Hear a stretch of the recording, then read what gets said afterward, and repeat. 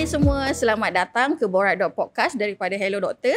Hari ni bersama saya Idayu. So kita nak berbincang berkenaan makanan dalam Malaysia ni. Sedap tapi bahaya. So sebenarnya untuk korang yang suka makan so hari ni podcast ni memang sesuai untuk korang lah. So kita nak berbincang dalam sedap makanan yang kita ada ni, kita kena berjaga-jaga supaya makanan ni tak makan kita balik. Okay? Alright, so bersama saya hari ini adalah orang yang selalu bagi nasihat yang jujur tapi pedas. So saya dah kenal lama beliau, so minta Dr. Wawi kenalkan diri dulu. Okay, hai semua, saya Dr. Wawi. So terima kasih kerana menjemput saya ke podcast Borak Dok hari ini. Okay, saya sangat berbesar hati. And don't worry, saya tak akan spoilkan mood korang untuk makan. But mungkin selepas korang habis menonton podcast ni, mungkin bila korang pergi mamak nanti, korang akan fikir 2 kali lah nak order teh tarik. Bahaya ramai orang sensitif dengan makanan kita sebab very deep rooted to our culture kan. Tapi sebenarnya moderation adalah key lah sebenarnya. So, yes. Tapi hari ni kita nak bawa awareness lebih lagi pada orang di luar sana sebab kadang-kadang sebabkan kita dah biasa, kita tak perasan benda tu sebenarnya berbahaya. So dulu-dulu orang ingatkan diabetes ni adalah penyakit orang tua. Dia salah satu daripada penyakit 3 serangkai kan.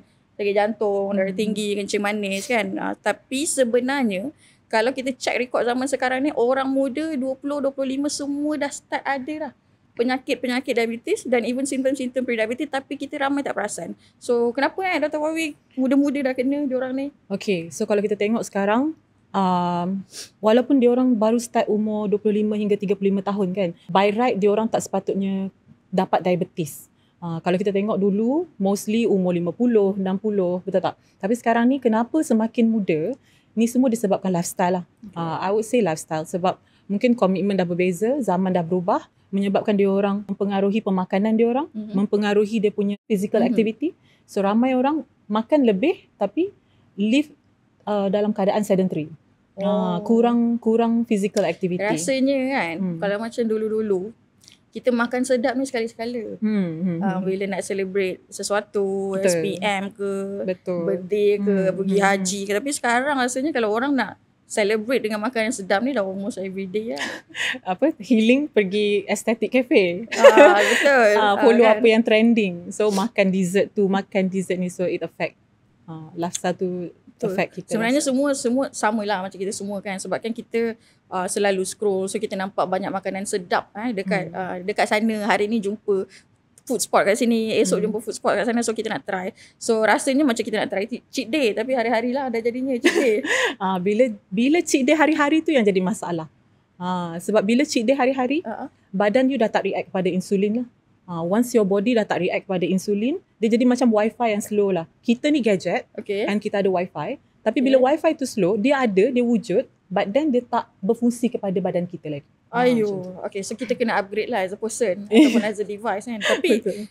Tapi boleh kongsikan sikit tak apa maksud insulin tu tak berkesan, tak berfungsi maksudnya. Okay, so macam mana boleh berlaku diabetes? Okay, kita naturally memang badan kita akan hasilkan insulin. Tapi bila kita expose diri kita too much kepada benda-benda yang tak sihat lah, macam lifestyle tadi, pemakanan yang salah, so insulin ni tak boleh berfungsi ke atas sel tu. Badan kita kan nak dapat tenaga semua, kita bergerak semua bergantung kepada aktiviti sel, betul tak? Okay, so bila badan kita dah start ada tinggi gula dalam darah kan, sebab I tak rasa kita sebenarnya memang check dekat rumah gula dalam darah hari-hari, betul tak? So apa simptom-simptom awal yang menandakan seseorang tu dah ada pre-diabetic? Okay. Usually rasa haus. Rasa haus. Dia very mild tau. Dia punya simptom tu dia tak terlalu obvious. Rasa haus. Malam-malam you bangun terjaga, you rasa haus. And selalu pergi toilet nak kencing. Malam-malam bangun, nak pergi toilet. Bukan tak cukup air. Bukan tak cukup air. Dan minum air pun mesti rasa haus juga. Bahaya. And then selalu rasa lethargy, penat. Right? That's some of the symptoms lah. Haus, rasa letih, rasa penat. Yes, bukanlah kata saya kena diabetic suddenly kaki saya jadi gangrene. Tak. Dia takkan nampak macam tu. Tu memang dah complication yang dah teruk lah. Tapi peringkat awal itu saja yang you rasa. You rasa haus, you jadi selalu nak kencing, malam-malam terjaga nak kencing. and dia rasa sangat penat. Sangat penat. Macam Okay. tu lah. So I know you all yang umur 20 ke 30 ni kan, kita sebenarnya tahu life in the city is very hard.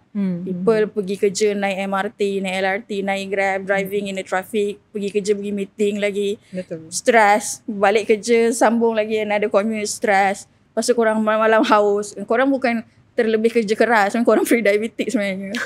So boleh jadi salah satu simptom lah. So do check lifestyle, tapi sekali-sekala check darah juga, sebab ini semua simptom-simptom kalau ikutkan Dr. Wawi kata tadi, kita tak perasan. Tu sebab 20-25 kan kita dah start rasa penat apa semua, tapi sebab semuanya adalah simptom-simptom pre-diabetic sebenarnya. So take care, sebab dia mimik dengan perkara-perkara yang lain jugalah. Alright. So bila kita sembang pasal gula tadi kan dalam darah kan, sebab sekarang ni sebenarnya banyak je kalau minuman-minuman yang dah sedia kat luar tu kan, sebab kita nak healthy kadang kita minum jus, tapi instead of buat sendiri, kita beli yang dah siap.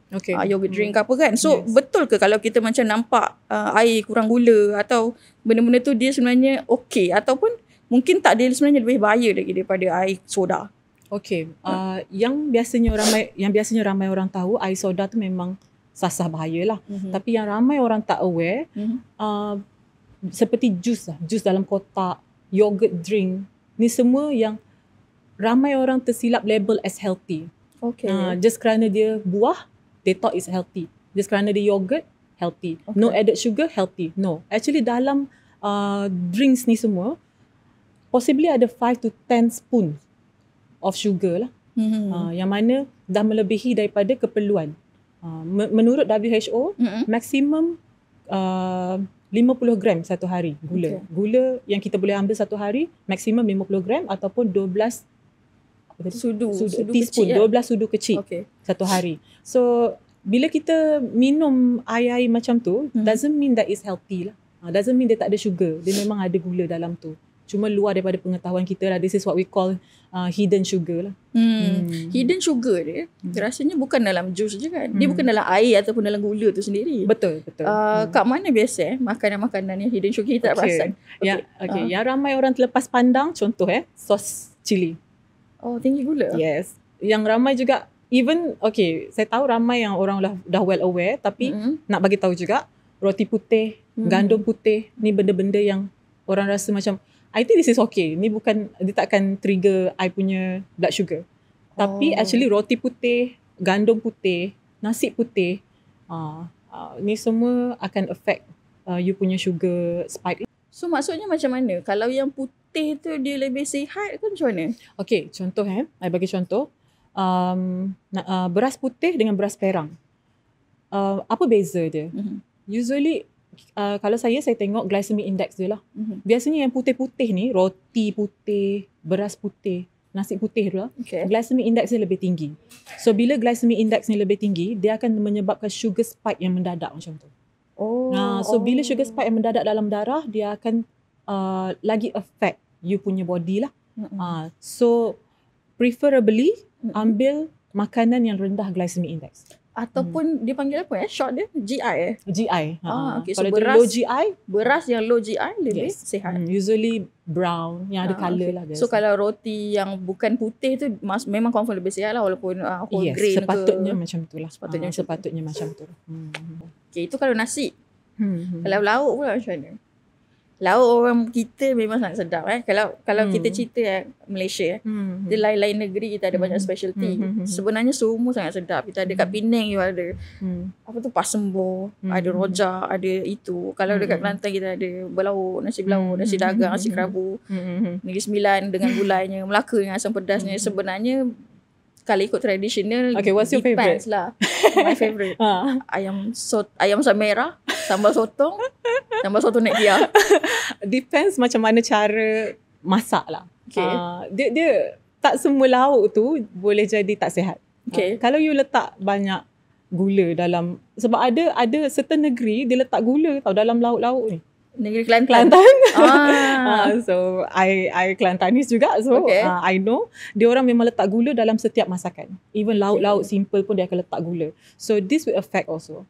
And penggunaan minyak, banyak ke sikit, you guna ke tak guna, you goreng ke ataupun you bakar, it affect your, the calorie intake, it affect whether makanan yang lauk yang you ambil tu healthy ataupun tak. Okay. Saya rasa kadang-kadang negeri lain bukannya tak guna gula. Dia pandai adjust kan. Macam mana? Masuk gula, manis sangat. Letak garam. Masin lah tambah. Lama-lama kita jadi lauk tu sebenarnya very concentrated lah dengan bahan-bahan yang sepatutnya kita boleh sederhanakan sebenarnya kan. Okay. And still sedap. Still sedap. Betul. Very subjective lah sedap lah. Betul.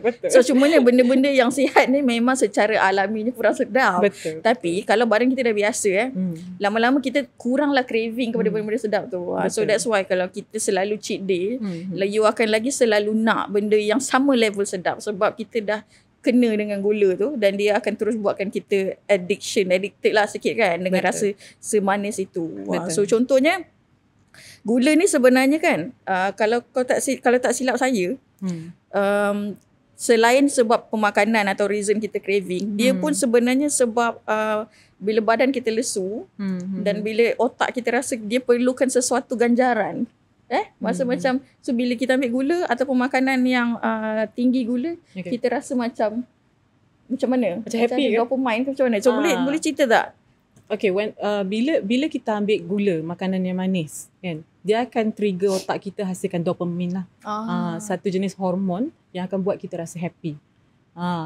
Dengan rasa happy tu lepas makan kan, lepas makan benda manis je terus macam apa orang kata hyper. Tapi whenever effect dia tu dah hilang, kita akan craving for more. So kalau kita keep ajar diri kita makan benda-benda yang manis, dia akan trigger diri kita untuk keep mencari benda tu. Okay. So sebenarnya semua ni bergantung kepada self-discipline jugalah. Betul. Sebab definitely. Sekarang I rasa life memang very stress for a lot of people and then kita tend to cari cara nak healing and then dibantukan pula dengan segala post trending, new cafe hunting kat sana dekat sini kan. So semua kita nak try and then kita assume semua tu adalah self reward, which is memang betul. Tapi seberapa kerap kita self reward dengan gula? Betul. Sebab kita ada lagi cara lain untuk self reward, betul tak? Yang tidak mengakibatkan kita berisiko kena diabetes. Dr. Wawi boleh cerita tak maybe your favourite type of healing punya activity selain makan? Okay, kalau saya lah a better choice lah kan, instead of you pergi cari aesthetic cafe and indulge kek-kek yang cantik, dessert yang cantik, drinks yang berlapis-lapis colourful, which is semua benda tu you selalu nampak dalam social media kan. So better untuk you cari benda yang lebih melibatkan physical activities lah. Maybe you can try something new lah. Contoh macam pergi hiking ke, ajak kawan-kawan pergi hiking ke, pergi pergi pantai ke. Ni semua membuatkan badan you bergerak. So pada masa sama you dah buang satu daripada risk factor lah. Contohnya macam tadi sedentary lifestyle. You asyik kerja, duduk, tak buat apa kan. So bila you rasa nak healing, you pergi buat benda-benda yang menyebabkan badan you bergerak. So it helps kan, bakar kalori. Betul. And release your stress juga, sebab stress boleh trigger inflammation. So daripada tu dia akan menyebabkan seseorang tu lagi mudah dapat diabetes.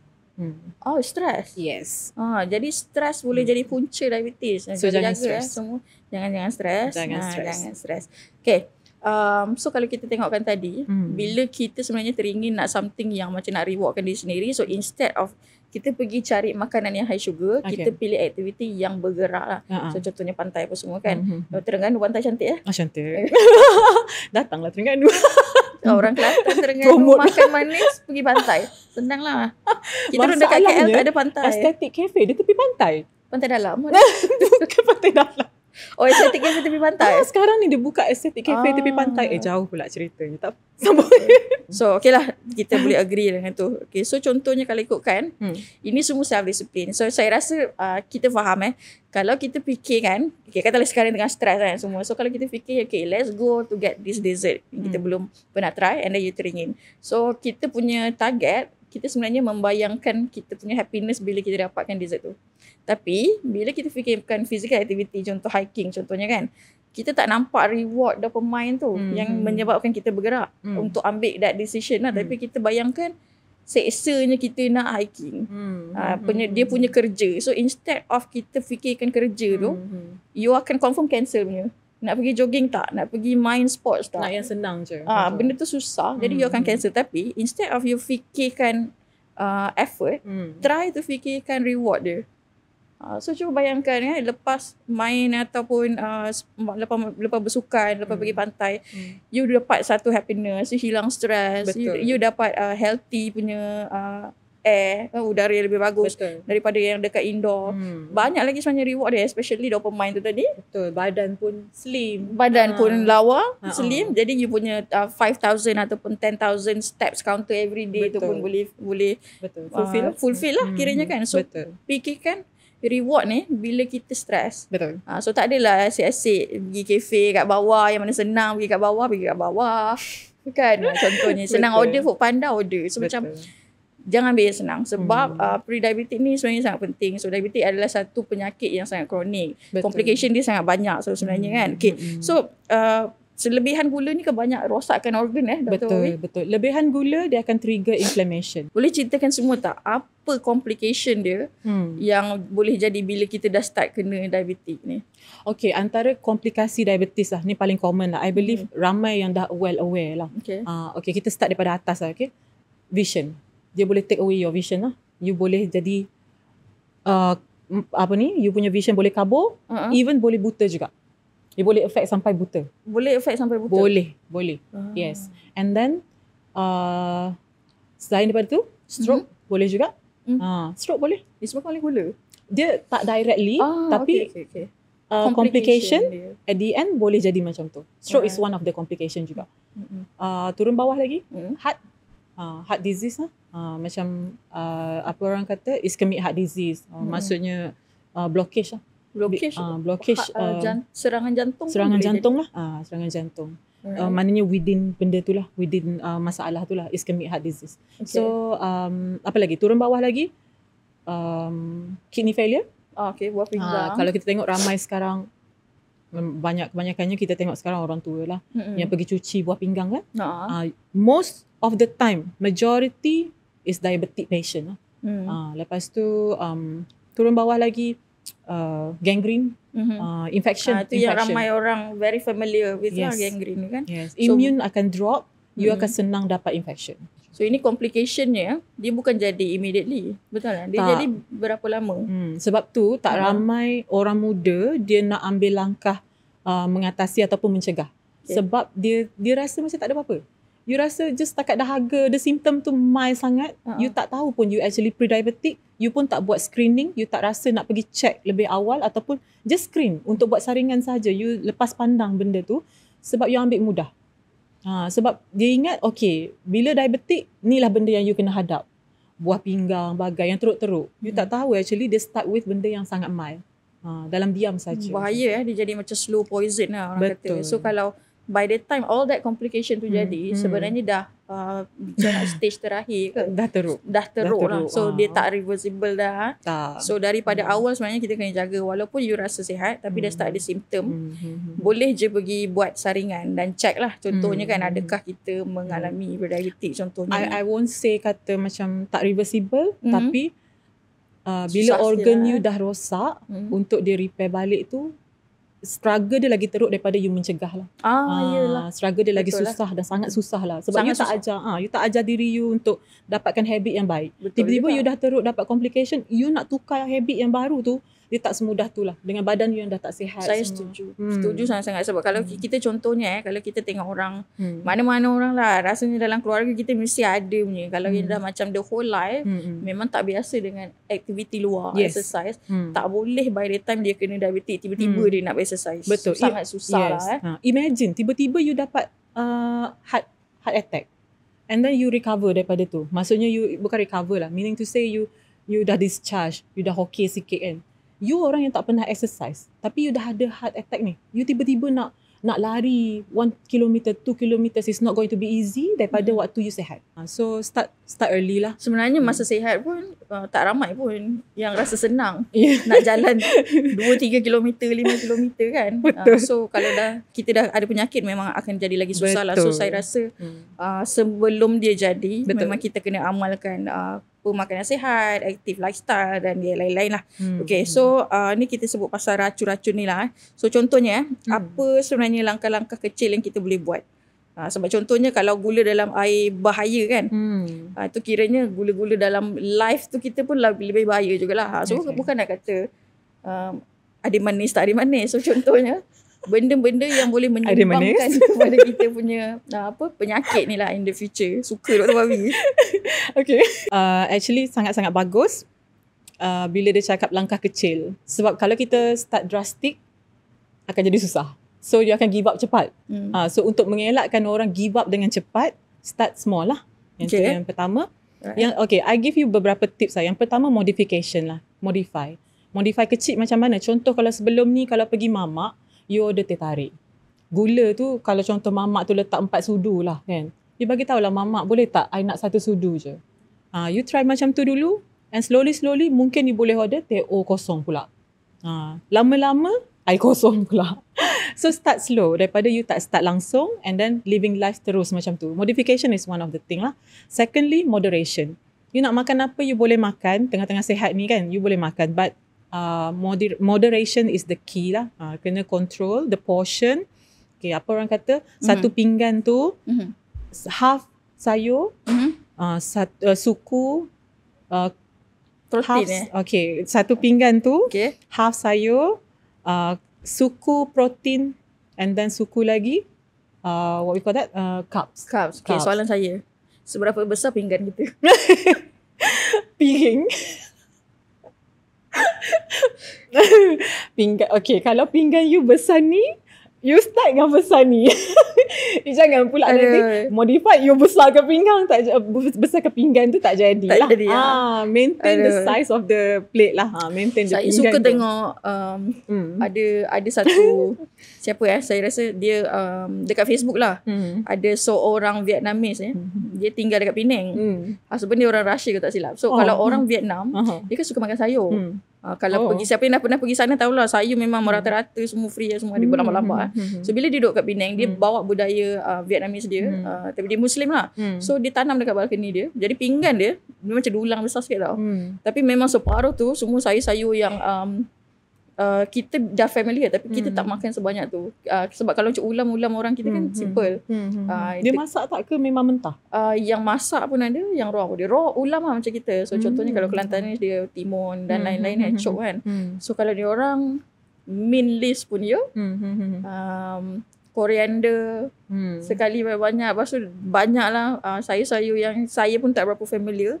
Dia ambil lah. Tapi memang kulit dia lawa. Banyak lah. So benda ni selain antioksidan So selain dia boleh menjaga kita dan mencegah diabetik, sebenarnya separuh pinggan yang ulam tu tadi memang sangat membantu dalam banyak segi. Pelawasan, kulit dia cantik tu saya tak tahu lah kan, tapi banyak benefit dia lah. Banyak benefit kan? Detox and antioksidan lah. Okay. So itu dari segi pemakanan lah. So suku-suku separuh So ini guideline daripada KKM. Saya rasa memang sepatutnya semua orang kena follow.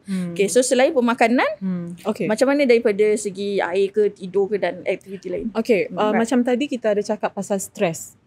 Sekarang ni kita tengok rata-rata jarang lah orang tak stres. Disebabkan oleh komitmen lah. Komitmen. It's not easy lah sekarang ni kan. Not easy. Kita faham lah. Jadi nak tak nak you kena control stres. Sebab banyak penyakit sekarang actually dia aggravated by stress. Bukanlah kata stress tu main culprit tapi dia aggravated by stress. Contoh you memang dah ada lah benda tu kat situ. Bila you ada stress dia akan cepatkan lagi. Dia akan trigger lagi cepat inflammation. So inflammation ni one of the thing yang menyebabkan banyak penyakit ni berlaku. Segala organ yang rosak ni disebabkan oleh inflammation lah. Yang you makan tu satu hal lah. Bila you ada stress dia akan cepatkan lagi. Contohlah aku ada stress, kau tak ada stress. Tapi level sugar kita, sugar spike kita sama. Yang sakit yang ada stress dulu. Jadi you akan jadi lebih berisiko untuk dapat penyakit. Yes. Sebabkan stres lah. So dia tak harap affect, menjagalah. Ramai orang silap dia ingat stres ni, ingatkan stres ni hanya affect mentally, tak. dia akan affect physically. The whole everything. Yes. Tu bahaya dia. Berbalik kepada stres tu, bila kita nak hilangkan stres, nak kena healing kan. So pilih betul-betul activity healing tu. Betul lah. Stres pergi. Nanti kita pula salah cakap okay, stres tak bagus, kena pergi healing. Dia pergi healing kat aesthetic cafe. Pilihan anda adalah sangat penting. Pilihan anda menentukan sugar spike anda. Okay, so memang kena, saya rasa semua orang kena manage lah dia orang punya stres sendiri. So jangan impact dekat orang lain, dengan keluarga, dengan kawan kita. Jangan bawa stres pergi kerja, jangan bawa stres balik rumah. Betul. Kalau nak hilangkan stres tu, bawa family pergi jalan-jalan contohnya kan. Pergi jalan-jalan kat luar, tak perlu jauh-jauh kan. Dia kadang-kadang kan as simple as breathing, deep breathing. Deep breathing. Betul. As simple as deep breathing. Orang kadang-kadang look down on simple things tau. Okay. Try kalau stress, duduk tempat kerja tiba-tiba stress kan. You buat deep breathing, maybe like okay, you tarik nafas, tahan 5 second, lepas tu hembus, tahan 5 second, tarik lagi. As simple as that, you punya beban tu, stress level boleh turun. Dia akan menurun. Okay. Tapi jarang orang nak buat. Jarang. Pernah tengok? Tak pernah. I pun tak pernah. Saya kalau rasa kalau dekat office kita, kalau orang stres, dia tak ada yang steps dia boleh ambil dekat office, saya nampak. So mungkin ramai orang dia akan pergi cari cara-cara untuk dia melepaskan stres, pergi rokok, pergi coffee, semua pergi, unhealthy. Pergi kan pergi tempat lain. Tapi ada juga yang very health conscious. Dia pergi setiap minggu, dia pergi lari, dia pergi badminton, pergi pickleball, pergi macam itulah. Ataupun just as easy as family time, selain breathing lah kan. So benda-benda tu sebenarnya kalau dia membantu, then why not kita try. Betul. Kan. Alright, ni banyak kita discuss hari ni. Terima kasih banyak Dr. Wafi. Right. Sebenarnya kalau kita nak tengok, sebenarnya sedap makanan tu tak salah lah. So yang salah ni adalah bila kita berlebihan dalam sesuatu. So itu yang jadi lah. So contohnya bila kita scroll so you nampak makanan ni kan. So you tanya diri sendiri, you memang lapar ke?